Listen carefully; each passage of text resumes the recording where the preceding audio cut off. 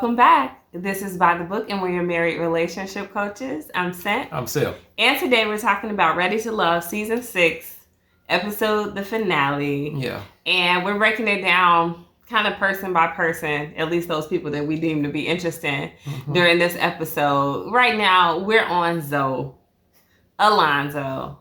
He is the biatch that I thought he was. And it showed itself in full form today on that episode. I would say I'm disappointed, but it's exactly what I expected. He is who I thought he was. Period. I mean, we obviously saw the clips again. We remember the episode, maybe episode 5 or 6, something like that, when he went off on Charisse.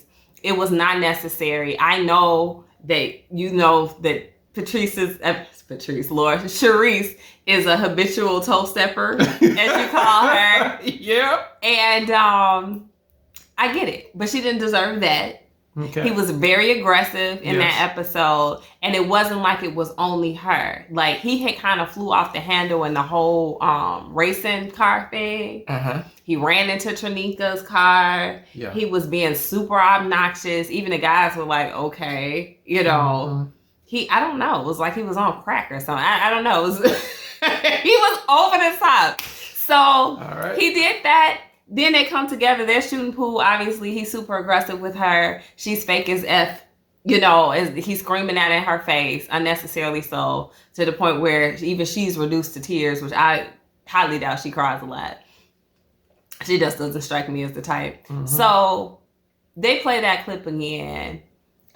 During this episode, he finds the time and the need to call her out unnecessarily. She really wasn't even talking directly to him. Yeah. And here he goes with his one-liner, his favorite one-liner.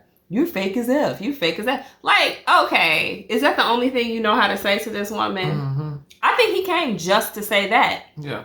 And then they go back into the, I don't know, backstage or whatever, when there's other people on stage, and he gets into a confrontation with Swasey. He set his behind down. You didn't see him calling Swayze no names. You didn't see him. He sat down. He never stood up. He wasn't going to stand up. He looked like he was going to cry. Yeah. His eyes looked all watery. His beard was wet. I was like, did you just spray that, or is it sweat in that thing?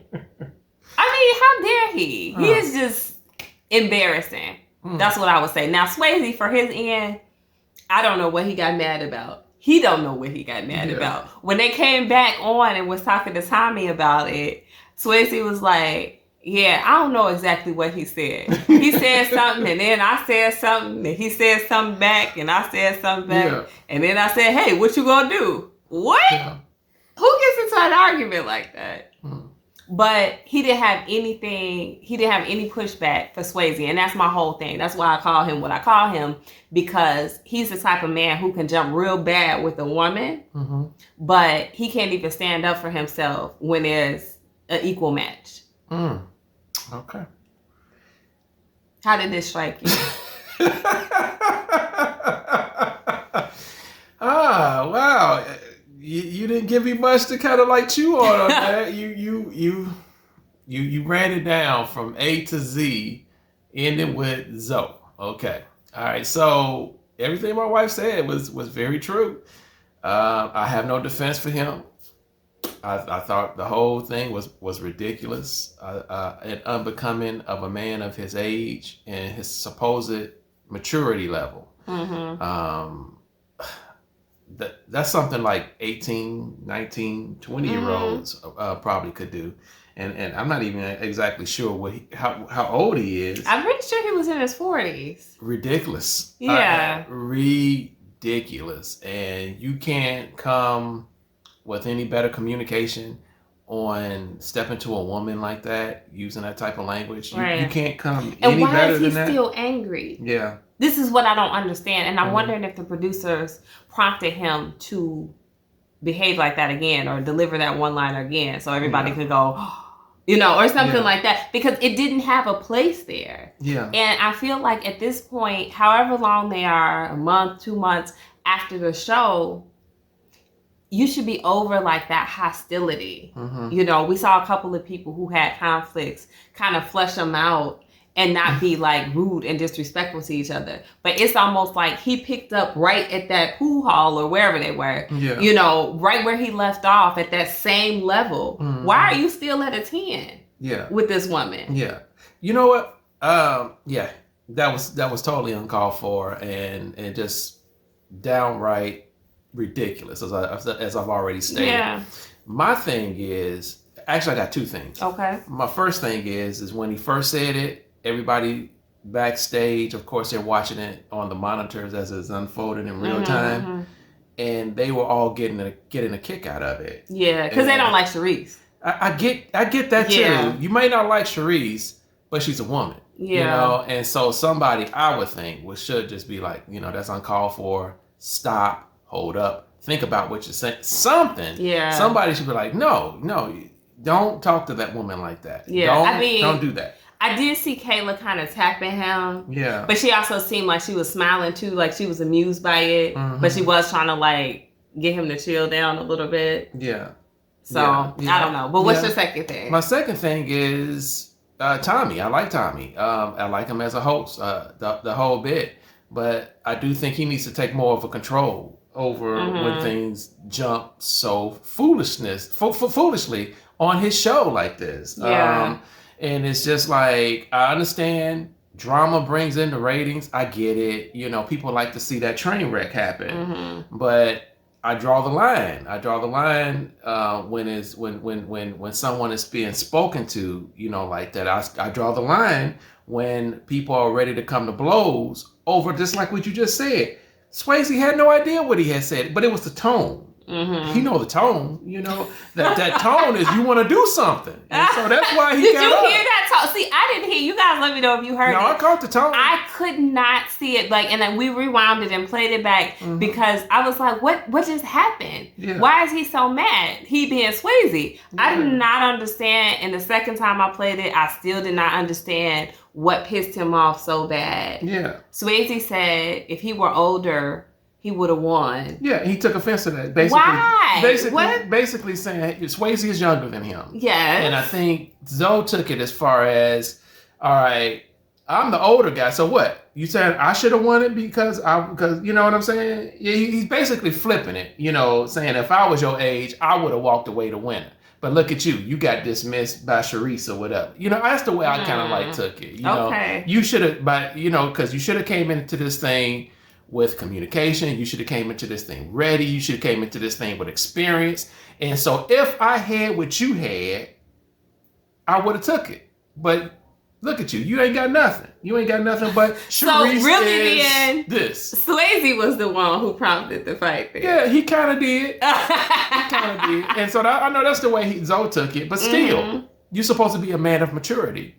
You can't let that slide. You can't let that. You can't walk away for a second. Like, man, you don't know what you're talking about. Let me walk away for a hot second and then come back on this stage. Because first of all, I'm not gonna let you see me sweat. I'm not. Right, you ran him off. I'm not gonna. Yes. Well, he said he had to go to another country, so there was that. I don't know why he showed up there, just so he could call Charisse fake. That was, excuse me, that was a punk move. I've never seen such a... Like I said, the word I said at the beginning of the video. You don't want to say it, but I say it. Yeah. it was a straight punk move. You're going to run out to your car and talking about the $35 million that you could be making. Well, why did you show up in the first place? He shouldn't have. He didn't even need to come to the show. Nobody was really checking for him. No. Go on somewhere, man. Stop. Yeah. Stop the foolishness. You acting like you're 19 years old and you way past. And it's embarrassing. I think, like you said earlier on, he didn't like being rejected. He feels like nobody was really checking for him. And he didn't like that. He still had hostility with Charisse over that. And nobody else there was for him. So. Yeah.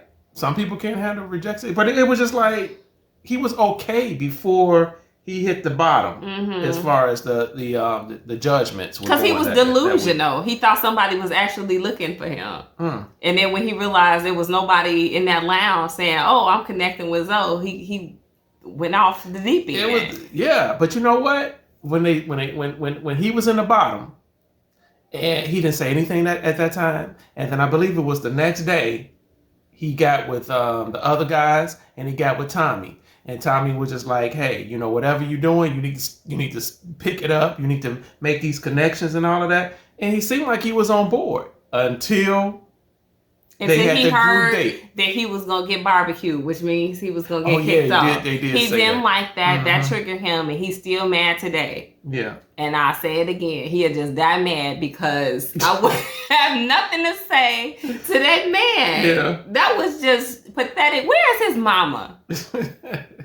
Like, would she be proud of some mess like that? That's embarrassing. So. I don't think so. So, yeah, I wish the other guys had stepped in and said something to him. Yeah. I wish Tommy had said something to him. I wish the ladies had stepped up and said, like, this is not how you behave. Yes. But he's going to find that lesson out the hard way one day with another Swasey because he going to get his butt kicked. Plain and simple. He know he wasn't going to contend with him, with his old Mr. Potato Head body. Don't play with me. He didn't want to smoke. At all. At all. All right, guys. Well, let us know what you think. I'm just super hostile, I guess, toward Alonzo right now. I wasn't feeling that. I felt like the disrespect was over the top and unnecessary. He was in his feelings, and he shouldn't have been anymore. All this stuff is in the past. Yes. So, but if you got a defense for Alonzo, I'd love to hear it. Or if you just want to attack him like I want to attack him, I'd love to hear that too. So drop those comments below, guys. Like, share, subscribe. We'll talk to you soon. Bye.